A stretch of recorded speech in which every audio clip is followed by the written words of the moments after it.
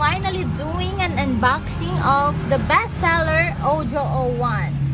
So I've received a lot of messages, especially in my TikTok, na gusto nilang ipa-unbox tong model na to. So this is Ojo 01. The name of this model is Ojo 01 from Bold Collection and part of the Gentle High School.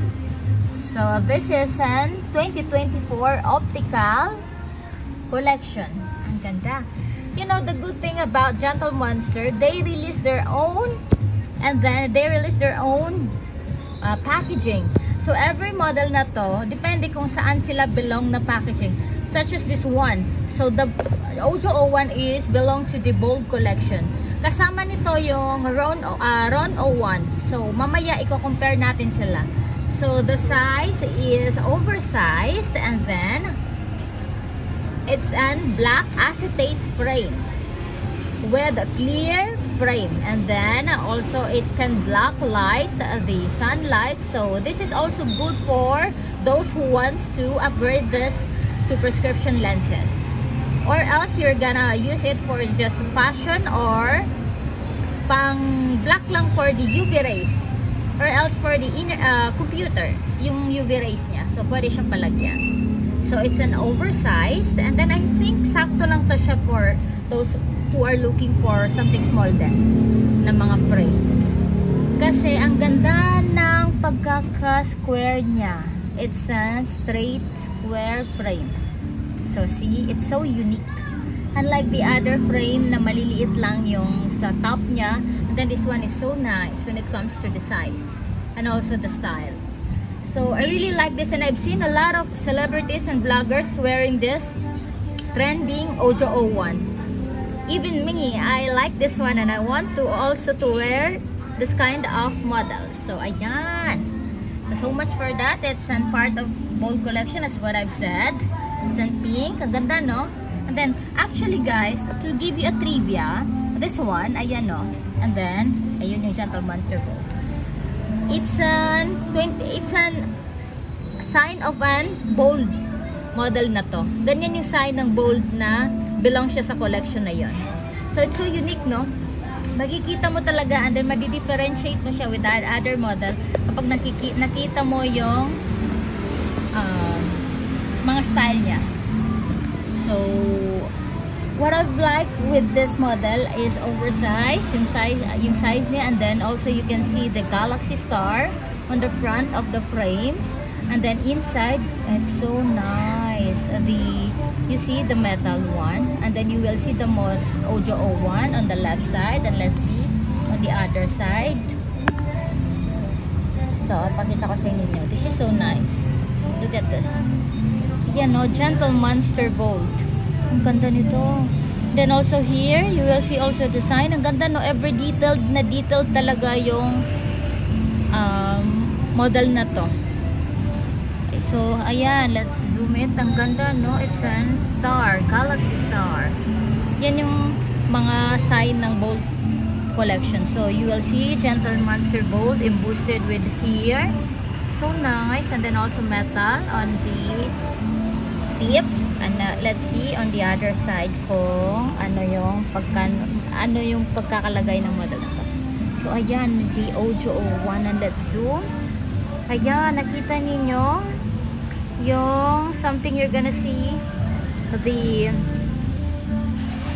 ayan, no, yung something na meron dyan. It's a sign of an original, guys. So if you see this one, this is one of the sign of an authentic product.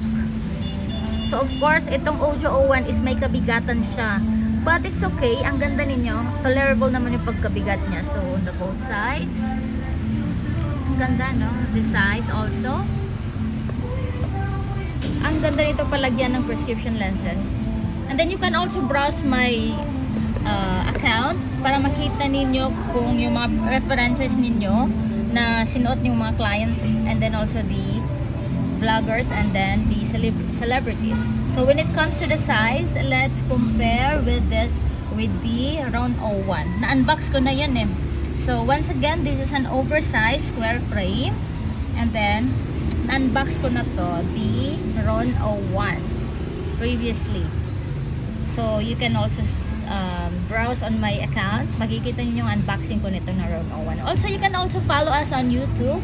And then we have an Instagram page and also the TikTok. And we've reached almost 500,000 of just one video. Thank you guys. I like it. Okay. So the size here. So basically, makikita ninyo it's small. The size of the Ron is small. And then also you see, maliit lang siya guys. So if you're looking for something oversized, Ojo 01 for prescription lenses is so nice.